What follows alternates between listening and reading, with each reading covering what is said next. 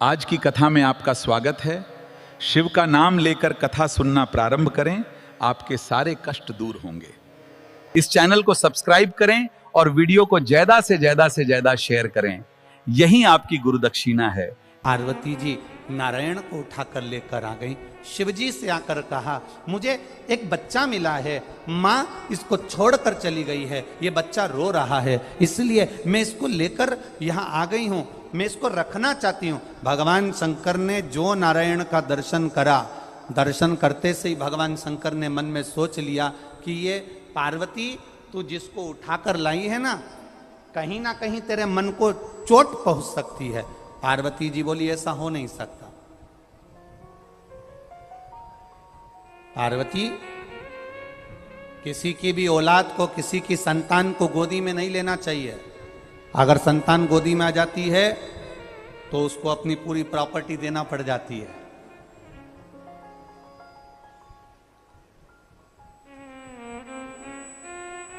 अगर संतान गोदी में आई है ना तो उसकी पूरी प्रॉपर्टी तुम्हें देना पड़ेगा।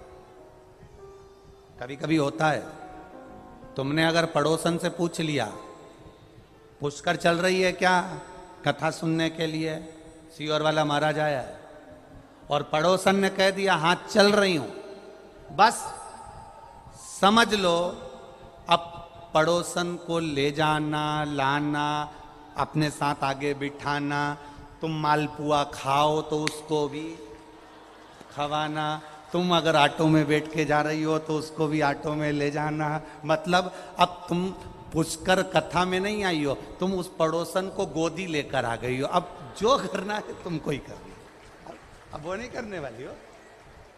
और तुम्हारे करने में अगर जरा सी भी कमी रह जाएगी ना, इतनी सी भी कमी रह गई तो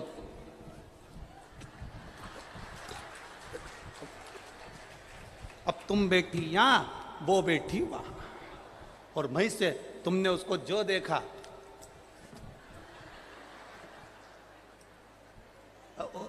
गोदी ली ना, अब गोदी ली है तो जाओ,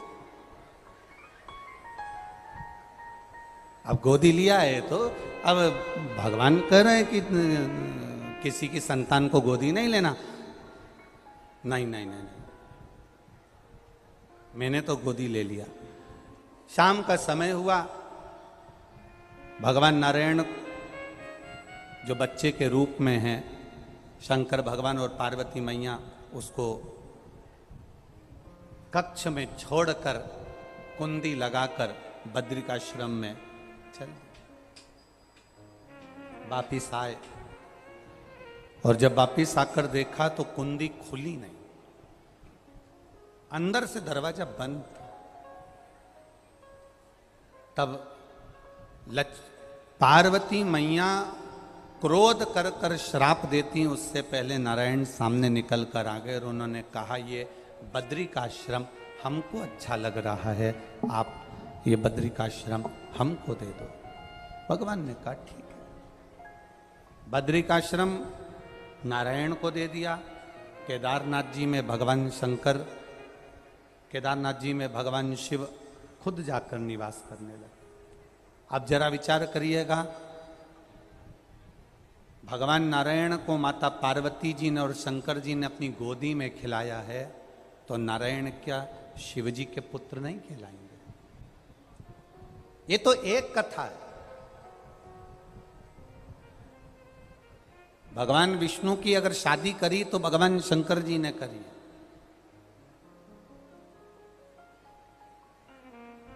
भगवान नारायण का अगर लक्ष्मी जी से मंगल विवाह करा तो शिव जी ने करा है। ये सहजता नहीं है महाराज भगवान। अब ब्रह्मा जी ने कह दिया कि तुम्हारे पिता का नाम क्या है, भगवान विष्णु ने अपने मुख से कह दिया मेरे पिता का नाम तो देवाधिदेव महा। बहुत बहुत सावधानी की कथा है। कितनी सुंदर बात भगवान विष्णु ने कही कि मेरे पिता भगवान देवाधिदेव महादेव। हमारे जैसी मूर्खता कभी देवता नहीं करे। हम जब भी नाम लेते हैं तो अपना खुद का लेते हैं, अपने परिवार का लेते हैं। ये प्रॉपर्टी किसकी है? तो कहा मेरी है। हमारे पिताजी की प्रॉपर्टी है, हमारे दादाजी की प्रॉपर्टी है। दुकान किसकी है? हमारे दादाजी की। मकान किसका है? हमारे दादाजी का। घर किसका है? हमारे काका जी का था, दादाजी का था, दादाजी से हमको मिला, हमारे पति को मिला, ऐसे मिलते मिलते गया। बेटा किसका? हमारा। बेटी किसकी? हमारी। परिवार किसका? हमारा। ये हमारी मूर्खता है। कभी सीखना तो महादेव से और भगवान विष्णु की कथा से सीखना। ब्रह्मा जी ने भगवान नारायण से पूछा कि तुम्हारा पिता कौन है, तो भगवान नारायण ने कह दिया मेरे पिता स्वयं देवाधिदेव महादेव हैं। तुम्हारे मुख से घर किसका? महादेव का। परिवार किसका? महादेव का। कुल किसका? महादेव का। प्रॉपर्टी किसकी? महादेव की। और हम सब किसके हैं? देवाधिदेव महादेव। अपने आप को हम भगवान को समर्पित कर दें। हम अपने आप को भगवान को समर्पित नहीं कर पाते। और जिस दिन हमने अपने आप को अगर भगवान को समर्पित कर दिया, हमने अपने आप को नारायण पर छोड़ दिया, हमने अपने आप को देवाधिदेव महादेव पर छोड़ दिया, फिर उस दिन से तुम्हें चिंता करने की जरूरत नहीं पड़ेगी। तुम जहां जाओगे तुम्हारा महादेव तुम्हारे साथ कदम से कदम मिलाकर चलेगा और तुम्हें साध लेगा। बस उसके भरोसे रहिए, उसके सहारे रहिए।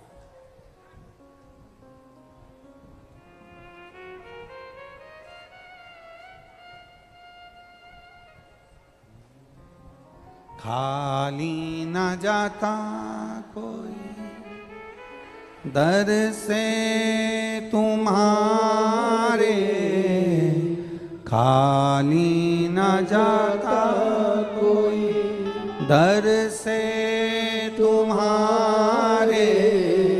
मैं भी खड़ा हूँ नंदी बाहें पसारे, अपने हृदय से लगा लो, लगा लो, गिरा जा रहा उठा लो, उठा लो। ब्रह्मा जी भगवान विष्णु से पूछे कि तुम्हारे पिता कौन हैं, और भगवान नारायण ने कह दिया मेरे पिता देवाधिदेव महादेव हैं। बस महादेव कौन? महादेव कैसे? उनका स्वरूप क्या है? कौन है महादेव?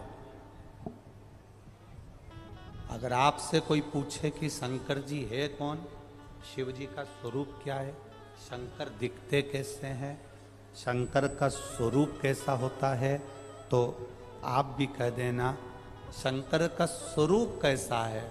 तो किसी से कहना पानी को देख लो, जल को देख लो, जैसा कलर मिलाओगे जल उस कलर में आ जाता है। मेरा महादेव भी ऐसा ही है, जो भजता है वो स्वयं महादेव के तुल्य होता चले जाता है। उसके स्मरण में डूबने वाला उसके जैसा होता चला जाता है।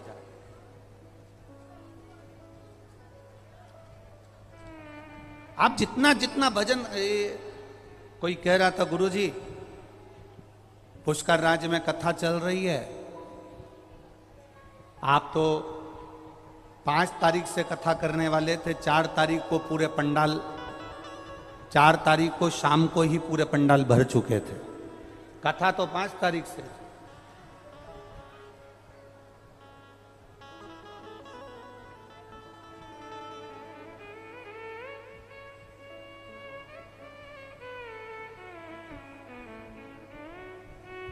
अच्छा तुम्हारा क्या है, तुम तो अपना वो चद्दर और वो कम्बल और दरी और पानी की 2 बाटल लेके तुम तो कथा में आ गए।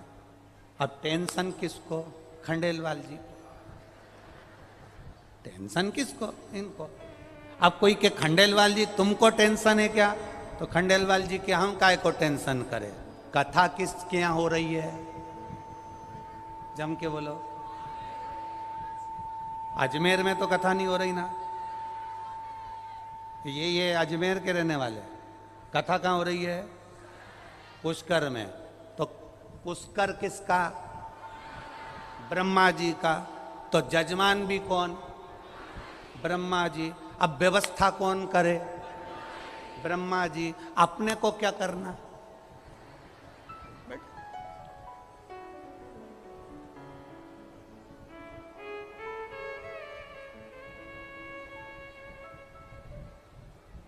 अब फिर किसी ने कहा कि ब्रह्मा जी कैसे व्यवस्था करेंगे, तो हमने कहा देखो हमारे घर में एक धर्म पत्नी होती है तो 10-20 मेहमान को झेल लेती है, उनकी तो 2-2 हैं तो सब झेले से तो सब। ब्रह्मा है वो, ब्रह्मा साधारण नहीं है, संपूर्ण ब्रह्मांड का, संपूर्ण तीर्थों का, संपूर्ण धामों का, संपूर्ण पुष्करणी का एक गुरु है, और वो पुष्कर राज है, साधारण नहीं है, वो पुष्कर राज है। अब हम ब्रह्मा जी के घर नहीं आए, हम अपने गुरु के घर आए। अब गुरु के घर जाते हैं तो सारी व्यवस्था कौन करता है, गुरु कर। अब सौंप दिया इस जीवन का सब भार तुम्हारे हाथों में, हे हार तुम्हारे हाथों में, और जीत तुम्हारे हाथों में। बस अब तुम जब उसके भरोसे पर आए हो, उसके अनुसार आए हो, थोड़ा डीले कम करो, आप उसके भरोसे आए हो, उसके अनुसार आए हो, तो उसके भरोसे पर रहो, साधेगा वो, संभालेगा वो।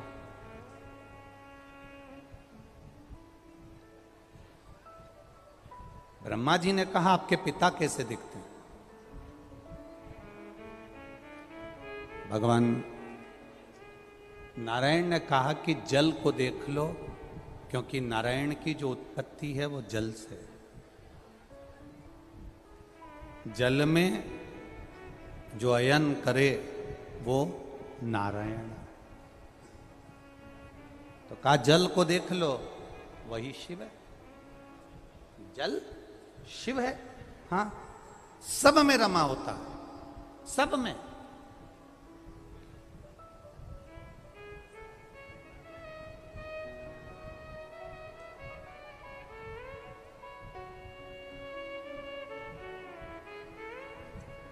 प्रत्येक शिव जी पर चढ़ा हुआ, प्रत्येक शंकर के मंदिर में शंकर जी पे चढ़े हुए जल को आप आचमन कर सकते हो, प्रत्येक शिव मंदिर का। केवल एक शंकर भगवान का शिवलिंग ऐसा होता है जिसके ऊपर चढ़ा हुआ जल का आचमन अपन नहीं करते, वो होता है पारत का शिवलिंग, पारे का शिवलिंग। कौन सा शिवलिंग है? पारत का शिवलिंग। पारे का शिवलिंग, एक शिवलिंग पारत का ऐसा होता है जिस पे चढ़े हुए जल का आचमन अपन नहीं कर पाते। बाकी के जितने शिवलिंग है, जितने शंकर भगवान के स्वरूप हैं, पाषाण का हो, लकड़ी का हो, जिस भी स्वरूप में हो, हीरे का हो, पन्ने का हो, सोने का हो, चांदी का हो, पीतल का हो, तांबे का हो, एल्युमिनियम का हो, लोहे का हो, जो शिवलिंग है, कांच का हो, स्फाटिक का हो, जो शंकर भगवान के शिवलिंग है, हम उसका आचमन कर सकते हैं, हम उसको पी सकते हैं, हम उसका आचमन कर सकते हैं। केवल एक पारत का शिवलिंग ऐसा होता है, पारे का शिवलिंग एक ऐसा होता है जिस पर चढ़ा हुआ जल का हम आचमन नहीं कर पाते। उसी तरह जैसे पारे पर चढ़े हुए जल का आचमन साधारण मनुष्य नहीं कर पाता, उसी तरह भगवान शंकर के चरित्र को, भगवान शंकर के स्वरूप को, भगवान शंकर के स्वरूप को साधारण मनुष्य नहीं पहचान पाते। बहुत कठिन है भगवान शिव को पहचान, बहुत कठिन। शिव को जानना बहुत कठिन है। हम पहले भी कथा में कहे, आज फिर कहते हैं। आप लोग तो आ गए यहाँ कथा सुनने के लिए। कथा सुनकर 7 दिन में, आज 5 तारीख है, 11 तारीख को आप लोग चले भी जाओगे। पर तुम्हारे आने से सबसे ज़्यादा चिंता अगर व्यापती है तो मेरे देवादिदेव महादेव को लगती है। सबसे ज़्यादा चिंता उनको लगती है। कारण क्या है? महादेव को चिंता ये लगती है कि आ तो गया है, विश्वास कर कर, भरोसा कर कर, दृढ़ता लेकर। कि सियोर वाला महाराज कहता है कि जो शिव महापुराण की कथा सुनता है, शंकर की कथा को जो धारण करता है, शिव तत्व को जो धारण करता है, मेरा देवादिदेव महादेव उसकी गोदी भरता है, उसकी झोली भरता है। आप आ तो गए हो, चिंता उसको व्याप जाए।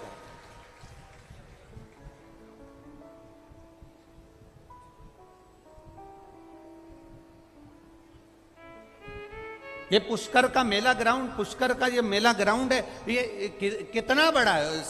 और परंतु तुम जहां चले जाओ, जहां अभी हम आ रहे थे, हमने देखा कोई वो ऊंट चलाने की गाड़ी होती है ना, है क्या बोलते हैं उसको? छकड़ा गाड़ी। अच्छा, तो ऊंट की जो गाड़ी होती है, हाँ, इतने चतुर लोग कि वो उन्होंने देखा ये पंडाल पूरे भरे पड़े हैं, जगह नहीं मिल रही है और लोग जहाँ तहाँ बैठे हैं, तो वो छकड़ा गाड़ी को यहाँ बाजू में लिया है और उसके नीचे घुस के बैठ गए। बताओ उसका करो। आधे उसके ऊपर बैठे, आधे उसके नीचे बैठे, और ऊंट के पत्ते ठिकाने नहीं। अब ऊंट कहाँ गया वो अब मालूम। परंतु सबसे ज्यादा खुश आज ऊंट भी हुआ होगा। ऊंट इसलिए खुश हुआ होगा, कम से कम 3 घंटे की छुट्टी, अपने को चलना नहीं पड़ेगा, तो ऊंट को भी खुशी है। अब आ तो गए अपन इतने, अब चिंता व्यापे देवादिदेव महादेव को, क्योंकि उसको मालूम है कि शिव पुराण तक पहुंचा है, खाली नहीं रखना है इसको। कथा तक आया है ना, खाली नहीं रखना है इसको, झोली भर कर भेजना है, झोली भर कर। ये उसको मालूम है, उसके चिंतन में है, उसके स्मरण में है। जल को देख लो और महादेव को देख लो, एक बराबर है। जल को देख लो और महादेव को देख लो, एक बराबर। पहले के समय में ना अदालत होती थी, पहले के समय में ना पंचायत होती थी। पहले के समय में अगर निर्णय लिया जाता था तो हाथ में जल का पात्र पकड़ा दिया जाता था, उठा गंगा जली और कह दे तूने ये नहीं करा। केवल जल का पात्र हाथ में पकड़ा कर कह देते थे कि तूने ये नहीं करा। जल का पात्र है क्या? जल का लोटा है क्या? जल है क्या? शिव महापुराण की कथा कहती है ये जल का जो स्वरूप है, ये शिव तत्व है, ये शंकर का स्वरूप। और बहुत सावधानी रखो साहब जल के मामले में। हम फिर कहना चाहेंगे, जल है तो कल है। अपने दादा बाबाओं ने तो जल नदियों में देखा था, बोलो सही है कि गलत है? अपने दादा परदादा ने जल नदियों में देखा, अपने दादाजी ने जल तालाबों में देखा, अपने पिताजी ने जल कुएं में देखा, अपन ने जल हेडपंप में हापसी में देखा, अपने बच्चों ने जल पानी की बोतल में देखा। अब आने वाली पीढ़ी हमको लगता है फोटो में देखेगी कि जल ऐसा होता था। हम नहीं बचा पा रहे।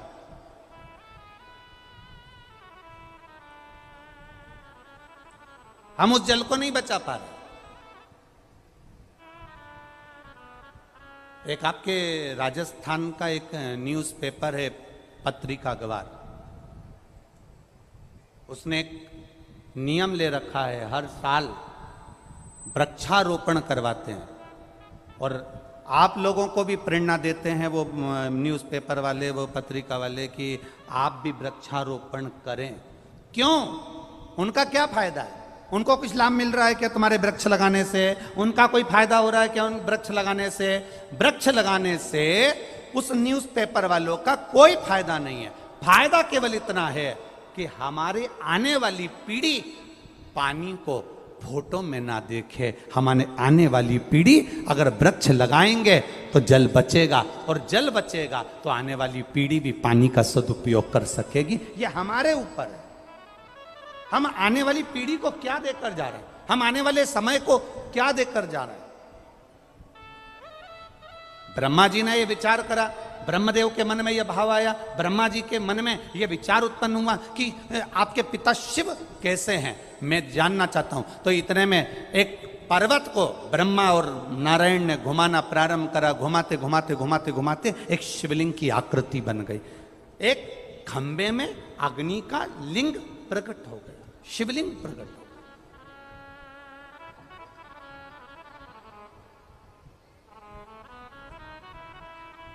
जब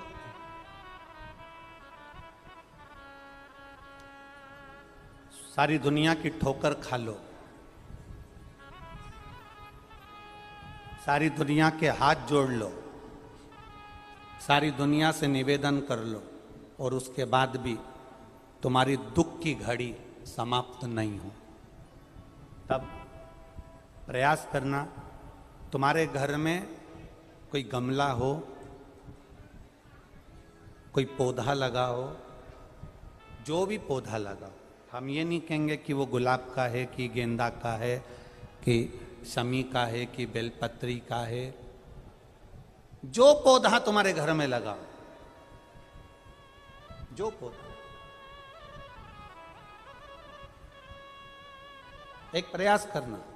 अभी सावन चालू हुआ है,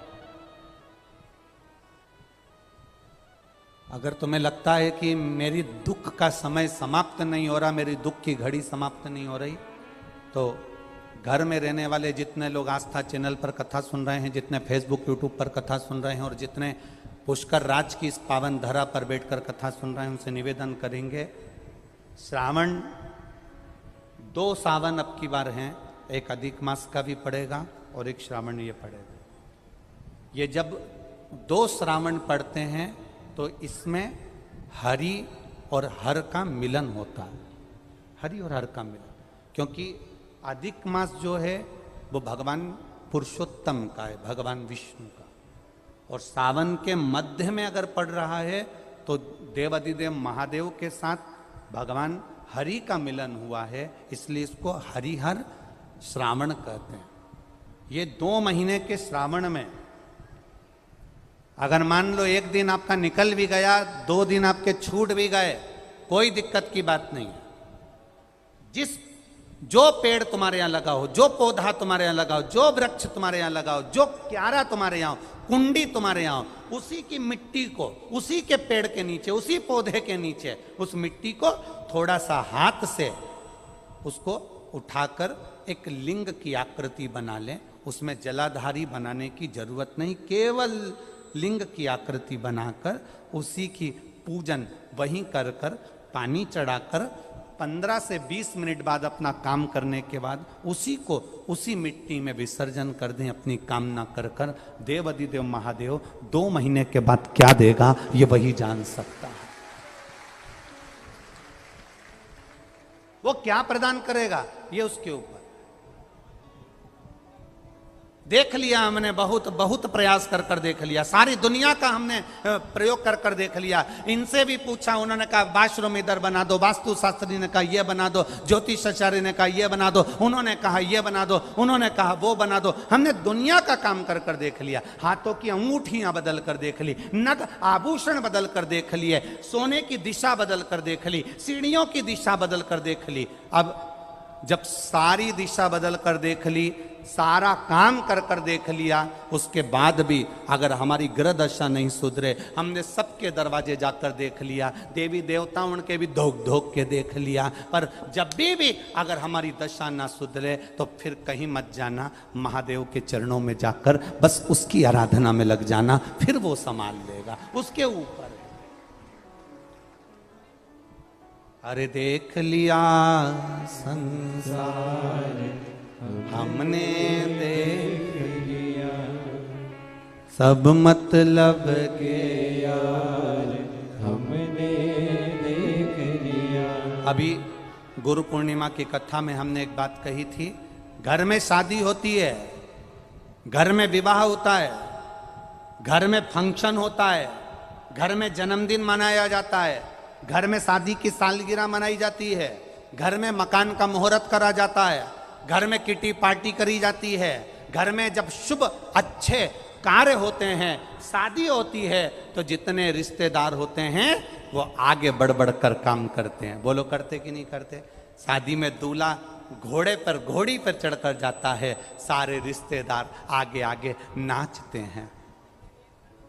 शादी में दूल्हे के आगे सारे रिश्तेदार चलते हैं, फंक्शन में अच्छे कार्य में सारे रिश्तेदार आगे आगे बढ़कर काम करते हैं, पर परिवार में अगर कोई मर जाता है तो जितने रिश्तेदार होते हैं वो अर्थी के आगे नहीं चलते, अर्थी के पीछे चलते हैं। मतलब ये हमारा व्यवहारिक जीवन कहता है कि सुख के समय पर तुम्हारे सब आगे हैं, और जैसे ही तुम्हारी जिंदगी में दुख आया तो सब पीछा छोड़कर पीछे चले जाते हैं, आगे तुम्हारे कोई नहीं रहता है।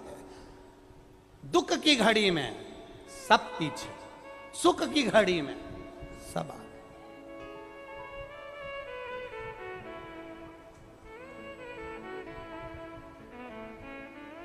मुर्दे को लेकर जाते हैं, राम नाम सत्य कहते कहते कहते कहते शमशान में ले जाकर अकेला छोड़ देते हैं। अब जरा विचार करिएगा, शादी होती है तो दूल्हे को अकेला नहीं छोड़ते, तुम्हारे राजस्थान में छोड़ते हो तो बात दूसरी है, हमारे मालवा में तो नहीं छोड़ते, मध्य प्रदेश में दूल्हे को अकेला नहीं छोड़ते, क्योंकि हल्दी लगी होती है तो कहते अकेला मत जाना, अकेले मत रहना, ए बना ए बनी, अकेली नहीं रहना। दूल्हा दुल्हन को अकेला नहीं छोड़ते, केवल मरने के बाद मुर्दे को अकेला छोड़ कर आ जाते हैं। उसका केवल एक कारण है, सुख का जो समय होता है सब तुम्हारे साथ होते हैं, और दुख का समय मुर्दे को भी अकेला छोड़ कर आते हैं, उस समय कोई नहीं रहता, क्योंकि पूरे परिवार को मालूम है कि दुख की घड़ी में कोई खड़ा नहीं होगा। शमशान में केवल एक ही रहता है, और वो देव अधिदेव महादेव रहता है, वो संभाल लेगा, वो संभालेगा, कोई दूसरा संभालने वाला होता ही नहीं है। कौन संभालेगा आपको?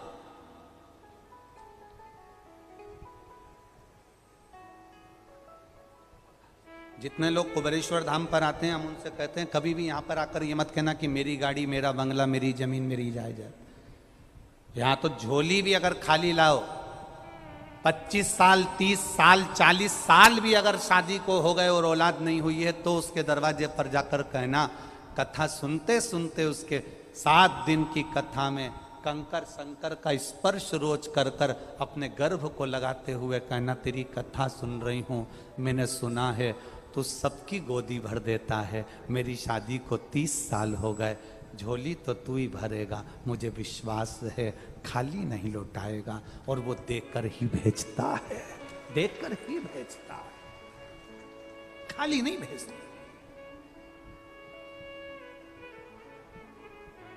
आप उसके सहारे जीना चालू करो, वो साथ लेगा।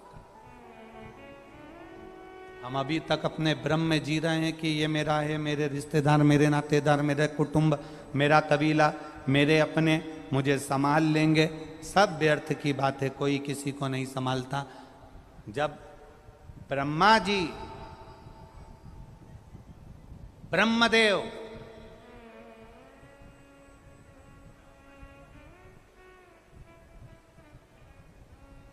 भगवान नारायण से कह रहे हैं कि आपके पिता का स्वरूप क्या, लिंग की आकृति प्रकट कर ले, शिवलिंग।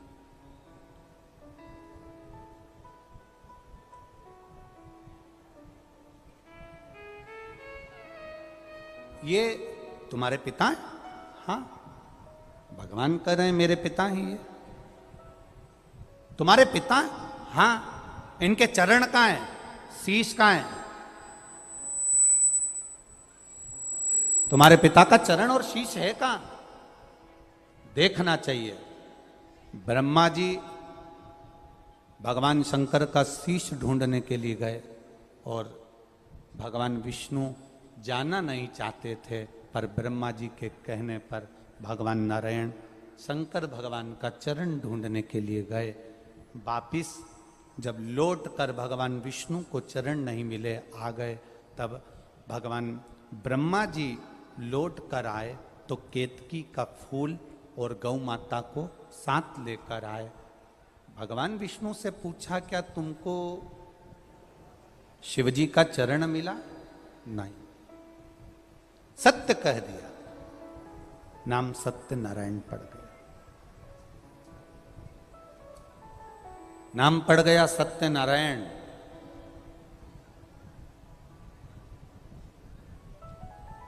आप लोगों के घर में सत्यनारायण जी की कथा होती है क्या? किन किन क्या होती है, जरा हाथ उठाना। कभी किसी के यहाँ हुई है? हुई सबके यहाँ? चलो रखो। सत्यनारायण जी की कथा में कितने अध्याय होते हैं? बोलो, जम के बोलो जरा। 5। अब उसमें पहले अध्याय को पढ़ना। एक गरीब ब्राह्मण, यहीं से चालू हुआ है, ठीक है। फिर लिखा, उसने सत्यनारायण भगवान की कथा सुनी। बोलो सही है कि गलत है? 5 अध्याय पूरे हो गए, उसमें अभी तक ये नहीं पता पड़ पाया कि इसमें सत्यनारायण की कथा कौन सी थी। बोलो, पढ़ो एक बार, फिर से पढ़ो। फिर सत्यनारायण भगवान की कथा लक्कड़हारे ने सुनी। बोलो सही है कि गलत है? उसके बाद सत्यनारायण भगवान की कथा एक बनिया ने सुनी जिसके यहां संतान नहीं थी। कथा कौन सी थी? स्कंद पुराण में लिखा है, सत्यनारायण भगवान की कथा अगर कहीं से प्रकट हुई है तो वो स्कंद पुराण से प्रकट हुई है। स्कंद पुराण में वर्णन किया गया सत्यनारायण भगवान की कथा कौन सी है? वो कथा केवल यही है कि ब्रह्मा और भगवान विष्णु ने शिवलिंग को प्रकट करा।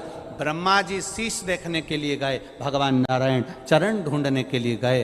जब भगवान नारायण को भगवान शंकर के चरण नहीं मिले तो ब्रह्मा जी से कह दिया, मुझे भगवान के चरण नहीं मिले। उन्होंने सत्य कह दिया, इसलिए उनका नाम सत्य नारायण हो गया। शंकर भगवान प्रकट होकर कह दिए, सुनो नारायण, आपने मेरे शिवलिंग के सामने सत्य कहा है। पृथ्वी पर तुम्हारी पूजन होगी, जो एक कलश को स्थिर रखकर, श्रीफल रखकर, केले के खंभ लगाकर तुम्हारी आराधना करेगा, तुम्हारी पूजन करेगा, उस पर सत्यनारायण भगवान तुम प्रसन्न होगे और तुम्हारे साथ में देव अधिदेव महादेव वर प्रदान करेगा, उनकी झोली खुशियों से भरेगा। ये सत्यनारायण भगवान की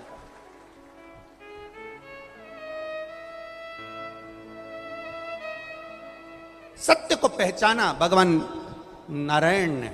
भगवान ब्रह्मा जी से पूछा, क्या आपको सिर मिला? ब्रह्मा जी बोले हाँ। ना मानो तो केतकी के पुष्प से पूछो। केतकी के पुष्प से पूछा, ब्रह्मा जी को सिर मिला? केतकी के फूल ने कहा। भगवान शंकर ने कह दिया, केतकी का फूल झूठ बोल रहा है, मैं श्राप देता हूं। एक केतकी सारे देवताओं पर चढ़ेगी पर शंकर पर कभी नहीं चढ़ेगी। 1000 गौ हत्या के बराबर दोष है एक केतकी का फूल अगर शंकर भगवान पर चढ़ जाए तो। श्राप दे दिया। गौ माता से कहा कि आप बोल रही हो कि ब्रह्मा जी ने शीश का दर्शन करा है? हाँ, तेरा पूरा शरीर पूजा जाएगा पर तेरा मुख अपूज्य होगा। गौ माता, सारे मंदिरों की परिक्रमा आगे से होगी, सारे तीर्थों की परिक्रमा आगे से होगी, माता पिता की परिक्रमा आगे से होगी, पर गौ माता तूने झूठ बोला है, इसलिए तेरी परिक्रमा तेरी पूंछ से चालू होकर पूंछ पर विराम होगी।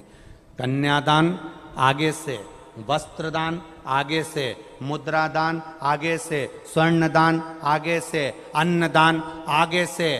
केवल एक दान ऐसा होगा हिंदू सनातन धर्म में, गौदान, वो आगे से नहीं होगा, पीछे से होगा, गाय की पूंछ पकड़कर, क्योंकि इस गाय ने झूठ बोला है। तू असत्य बोल दी, झूठ बोल। कितना दोष, कितना दोष है, जरा विचार करिए। अगर कोई झूठ बोलने वाला व्यक्ति तुम्हारे को मिल जाए ना, तो कल अभी एक कथा में कहा था, गिलास टूटा है ना चल जाएगा, पानी का गिलास फूटा है ना चल जाएगा, पर पानी का गिलास आसपास दाल लग रही, सब्जी लग रही, रोटी पड़ी, झूठा है, चलेगा क्या? अरे बोलो, जम के बोलो। नहीं। जिस थाली में तुम बफेट में जाओ भोजन करने के लिए, वो थाली में यहाँ सब्जी लगी है, दही बड़ा लगा है, अचार लगा है, उस थाली में तुम रोटी कर सकते हो क्या? भोजन कर सकते हो क्या? नहीं। थाली टूटी होगी चल जाएगी, थाली फूटी होगी चल जाएगी, पर थाली झूठी होगी नहीं चलेगी। गिलास टूटा होगा चल जाएगा, गिलास फूटा होगा चल जाएगा, पर गिलास झूठा होगा नहीं चलेगा। बस यही बात है। व्यक्ति की टांग टूटी होगी चल जाएगा, हाथ टूटा होगा चल जाएगा, एक आध निपटी होगी चल जाएगी, पर व्यक्ति झूठा मिल जाएगा तो बिल्कुल नहीं चल सकता, ये जीवन नरक कर देगा। झूठा नहीं होना चाहिए। जो बच्चा अपने माता पिता से 24 घंटे झूठ बोलता है, पल पल में झूठ बोलता है, माँ बाप उस बच्चे पर ध्यान नहीं देते। जो भाई, जो पत्नी, जो पति अपने इष्ट से, पति पत्नी से झूठ बोले, पत्नी पति से झूठ बोले, अच्छा नहीं लगता।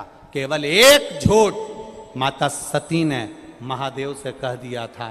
शंकर भगवान ने पूछा, सती परीक्षा लेकर आई हो? सती ने केवल इतना कह दिया, मैंने कोई परीक्षा नहीं ली। एक झूठ महादेव ने सुना और शंकर भगवान का हृदय कछोट गया। ए सती, तू झूठ बोल रही, तू मुझसे बोल रही, अपने पति से, अपने पति से। आज सबसे ज्यादा अदालत में अगर केस चल रहे हैं तो ना जमीन के चल रहे हैं, ना जायदाद के चल रहे हैं, ना प्रॉपर्टी के चल रहे हैं, ना दुश्मनी के चल रहे हैं। सबसे ज्यादा केस अदालत में केवल तलाक के चल रहे हैं। काय के केस हैं? जम के बोलो जरा। तलाक के केस चल रहे हैं। तलाक के केस क्यों चल रहे हैं? क्योंकि केवल आज का विवाह, आज की शादी, आज का मंगल विवाह झूठ की बुनियाद पर होता है। लड़के वाले लड़की से पूछते हैं, तुम्हें सब काम आता है? हाँ। क्योंकि माँ ने कह दिया था कोई भी चीज की मना मत करना हो। हाँ। सिलाई आती है? हाँ। कढ़ाई आती है? हाँ। मूर्ख बनाना आता है? हाँ।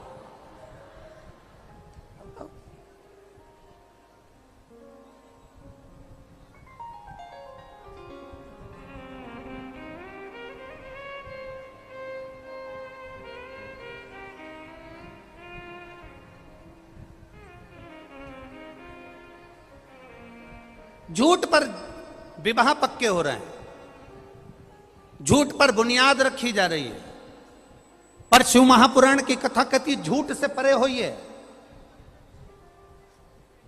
दिखावे की जिंदगी से भगवान शिव प्रसन्न नहीं होते। सावन का महीना आया, सिर पर त्रिपुंड लगा लिया,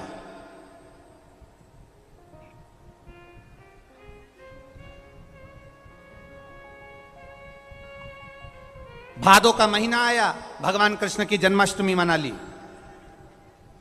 नवरात्रे आए, गरबा खेलना चालू कर दिया, पहनावा बदल लिया हमने। ना ना ना ना, शिव महापुराण की कथा कहती है दिखावे से शंकर भगवान कभी प्रसन्न नहीं हुए। महादेव को जिसने प्रसन्न करा वो दिखावे से प्रसन्न नहीं करता। महादेव को जो प्रसन्न करता है वो निर्मल मन से।